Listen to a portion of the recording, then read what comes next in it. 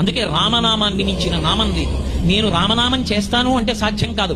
రామనామం నా చేత పలికించి పరమేశ్వరుడు నన్ను ధన్యుణ్ణి చెయ్యాలి. ఈశ్వరా, నా చేత రామనామం పలికించి నన్ను ధన్యుణ్ణి చెయ్యవయ్యా అని అడిగారు. అంత గొప్ప నామం. త్యాగరాజస్వామి అంటారు, శ్రీరామ నీ నామం ఎంత రుచిరా, ఎంత రుచి, ఎంత రుచి, ఎంత రుచిరా. ఎంత రుచిరా అంటే నామం తీగా ఉంటుందా పుల్లగా ఉంటుందా అని అడగకూడదు. బాహ్యంలో అదే పనిగా తినడమే జీవితంగా పెట్టుకుని బడలిపోయినటువంటి నాలుక రామనామం పలకడంలో ఉన్న రుచిని గుర్తిరిగిన నాడు ఆ రామనామం పలకకుండా ఉండలేదు.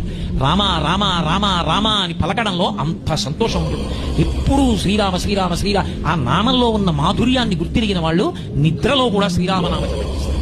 లేరని మీరు అనుకుంటున్నారా? నేను ఉత్తినే అంటున్నాను అనుకుంటున్నారా? ఉన్నారు మహాత్ములు, ఇప్పటికీ ఉన్నారు. మీకు నేను ఒక ఉదాహరణ చెప్పాలంటే, పరమ భయంకరమైన వృత్తిలో ఉండి రామనామం అలా చేసేవాళ్ళు ఉన్నారు. నాగమారుతి శర్మ గారని న్యాయమూర్తిగా ఉన్నారు. ఇప్పుడు వారు మాట్లాడుతుంటారు మనతో, కోటేశ్వరారు నేను ఎందుకు వచ్చానంటే శ్రీరామ్ శ్రీరామ్ శ్రీరామ్ శ్రీరామ్ శ్రీరామ్ శ్రీరామ్ శ్రీరామ్ శ్రీరామ్ ఎప్పుడు నోట్లో వస్తూనే ఉంటుంది. ఆయనకే కాదు, ఆయన తోబుట్టువులకు కూడా అంతే. ఎప్పుడూ శ్రీరామనామం నోట్లో ఆడుతూనే ఉంటుంది.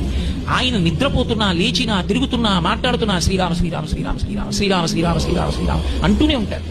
అది మహత్వాక్యం. అదేం రమ్మంటే వచ్చేది కాదు. రామనామం పలకడం అంటే అంత తేలికైన విషయం ఏం కాదు. రామనామపు రుచిని గుర్తిరిగిన వాడు ఎవరుంటాడో వాడికి ఆ శ్రీరామ నీ నామం ఎంత రుచిరా, ఇన్నాళ్ళు తాగా పాలు, పాలదేం రుచి, నీ నామం రుచి అంటే రామ కథ, ఆ రామ నామ వైభవం ఎటువంటిదో చెప్తున్నారు. అది మనకి తారకం కింద ఇచ్చింది రామ.